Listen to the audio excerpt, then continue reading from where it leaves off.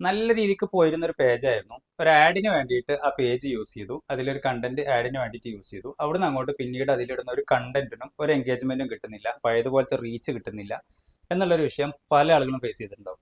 സത്യത്തിൽ അങ്ങനെ ഒന്നുണ്ടോ? നമ്മളിപ്പോൾ ചാറ്റ് ജിപിടിനോടോ മറ്റോ ഒക്കെ ചോദിച്ചു കഴിഞ്ഞാൽ അവരൊക്കെ പറഞ്ഞു തരുന്നത് അങ്ങനെ ഒന്നില്ല, ഒരിക്കലും ഓർഗാനിക് റീച്ചിനെ ആഡ് കില്ല് ചെയ്യില്ല എന്നുള്ളതാണ്. പക്ഷെ അങ്ങനെ നമുക്കൊക്കെ ഫീൽ ചെയ്യുന്നുണ്ട് അല്ലേ?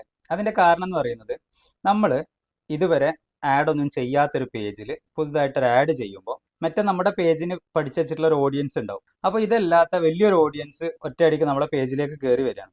അപ്പോൾ മെറ്റയുടെ അൽഗോരിതം സ്റ്റക്ക് ആവും.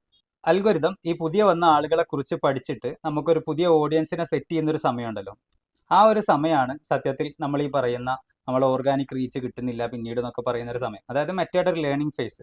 അത് നമ്മൾ കൂടുതൽ ഈ പേജിനെ കണ്ടിന്യൂസ്ലി ആഡിലോ ഒക്കെ ആയിട്ട് യൂസ് ചെയ്യുമ്പോൾ മെറ്റ നമ്മുടെ ഓഡിയൻസിനെ ഒന്ന് റീഡിഫൈൻ ചെയ്ത് നമ്മുടെ ഓഡിയൻസിന്റെ മെറ്റയുടെ ഒരു അൽഗോരിതം മെറ്റബോളിസം മാറിയിട്ട് നമുക്കൊരു പുതിയ ഓഡിയൻസിനെ മെറ്റ കണ്ടെത്തും. ആ ആളുകളിലേക്കായിരിക്കും പിന്നീട് നമ്മളിടുന്ന കണ്ടന്റുകൾ പുഷ് ചെയ്യുന്നുണ്ടാവുക. ഇത് കൂടാതെ നമ്മൾ നമ്മുടെ പേജിനെ ആഡിൽ യൂസ് ചെയ്യുന്നത് വല്ല ലീഡ് ജനറേറ്റ് ചെയ്യാനോ മറ്റോ ഒക്കെ ആയിരിക്കും. അപ്പോൾ മെറ്റ നമ്മുടെ പേജിനെ ഒരു ക്രിയേറ്റർ പേജിൽ നിന്ന് അല്ലെങ്കിൽ ഒരു ബ്രാൻഡ് പേജിൽ നിന്നൊക്കെ മാറ്റിയിട്ട് മെറ്റ ഇതിനൊരു കൊമേഴ്ഷ്യൽ പേജായിട്ട് കൺസിഡർ ചെയ്യും. അപ്പോൾ ഇതുകൊണ്ടൊക്കെയാണ് നമ്മുടെ ഓർഗാനിക് റീച്ചിനെ ബാധിക്കുന്നുണ്ടെന്ന് വരുന്നത്. അപ്പം ഇതിന് ചെയ്യാൻ പറ്റുന്ന സൊല്യൂഷൻ എന്താ? നമ്മളൊരു റീല് പബ്ലിഷ് ചെയ്ത് കഴിഞ്ഞാൽ അതിനൊരു ഓർഗാനിക്കലി മെറ്റ പുഷ് ചെയ്യുന്ന ഒരു സമയമുണ്ട്. ഈ സമയം എന്തായാലും വെയിറ്റ് ചെയ്യുക. അതിൻ്റെ ശേഷം മാത്രം ആ കണ്ടന്റ് ആഡിന് യൂസ് ചെയ്യുക. അപ്പോൾ നമ്മുടെ ആ ഓർഗാനിക് ഓഡിയൻസ് പ്യുവർ ആയിട്ടുള്ള ഓഡിയൻസ് ആണ്. ഈ ഓഡിയൻസിന് അൽഗോരിതത്തിന് മനസ്സിലായി.